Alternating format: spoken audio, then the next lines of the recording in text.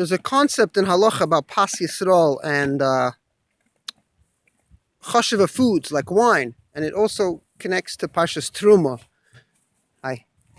Because Truma, it's like you're choosing, what are you choosing? Karbanis, he goes, oh, he wants the good stuff. The Eibishter wants the good stuff. If you took, so what is Pas Yisrael?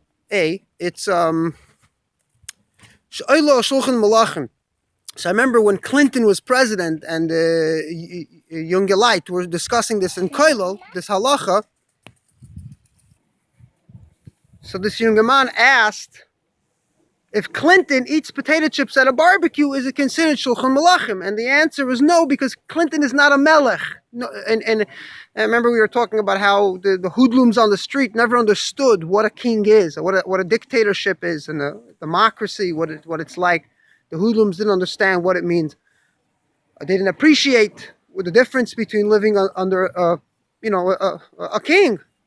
So he wasn't, but they were thinking, if he's the highest position, one of the most powerful people in the world, and he's eating potato chips at a barbecue, so does halacha recognize potato chips as needing to be pas yisrael or not?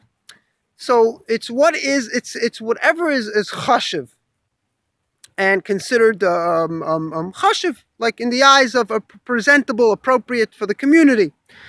And this, so also, for example, a mezuzah, but it's not the best connected example, was when the sefer is not sure about the letter, and he asks a friend, and he's not sure. So you ask a child. Why? I guess because of biases, because the child has the least biases to answer, and he'll answer the best answer, most honest. And then comes Tzniyus. So Tzniyus is... people only know about certain standards that you're not allowed to lower, like more skin.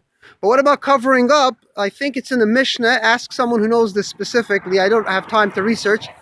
But I think the Mishnah discusses Jewish women who some had a cover on the face, like the Arabs who cover up all the way to the eyes, and some did not have this. So one with a mask, one without. It was all based on how they felt and their standards. Everybody has. Some people, for example, sheitel. Some people like the concept. If they're not being forced, they like the concept. But we're only discussing people who are forced.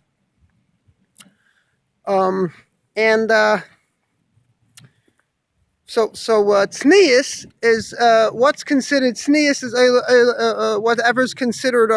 So Clinton would wear a polo shirt to whatever, and and his slacks, dockers, or whatever he was wearing. But all these dictators would come, those who shecht people for a living, these from all these fakakta countries, and they had a bunch of medals hanging on their clothing, all these fake medals, and Clinton didn't have that. So whatever Ivanka Trump wears, not because she happens to be Jewish, but whatever Ivanka Trump or Melania wears in the White House, that is considered appropriate in Tzniyus. That's the standard of Tzniyus. It has nothing to do with so this is a good one.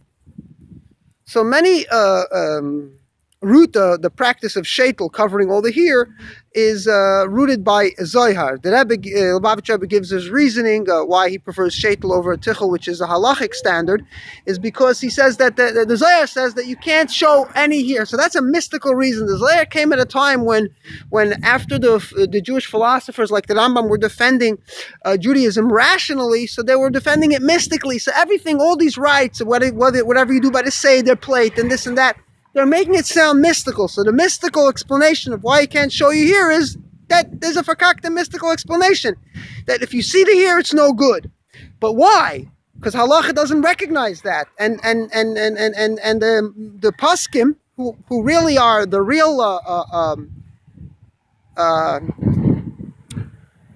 ones who really fabricate the religion, they decide what, and they put everything together.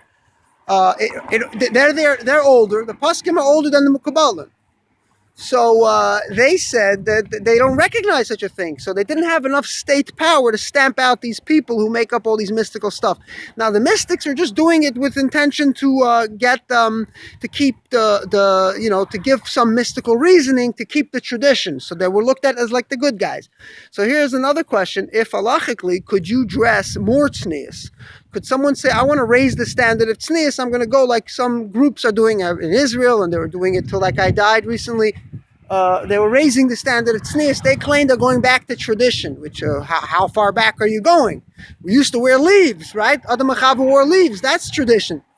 So they decide how far back they want to go, and they make believe it's a whole spiritual endeavor.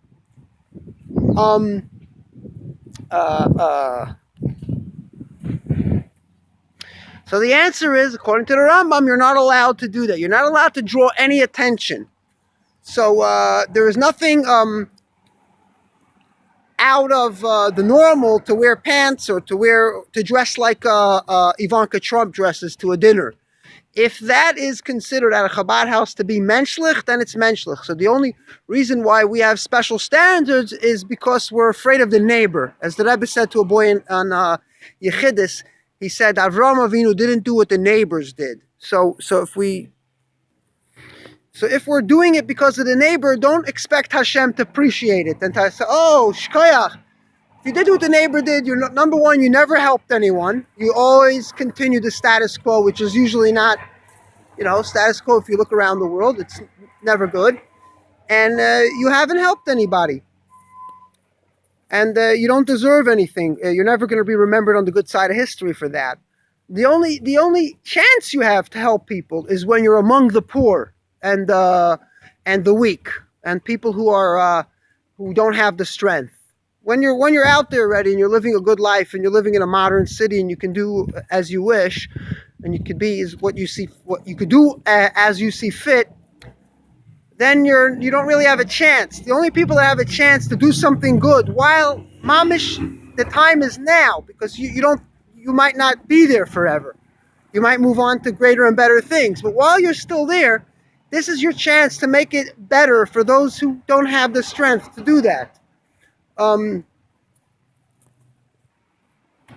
If you look at the better people in society, like Professor Bronover, I think his wife, I remember, she didn't wear long sleeves and she didn't wear a sheitel. These were I don't know what's called a real chassid, but these were the quality chassidim. They didn't do what the neighbors did. They did what was right in the eyes of God. Thank you for watching.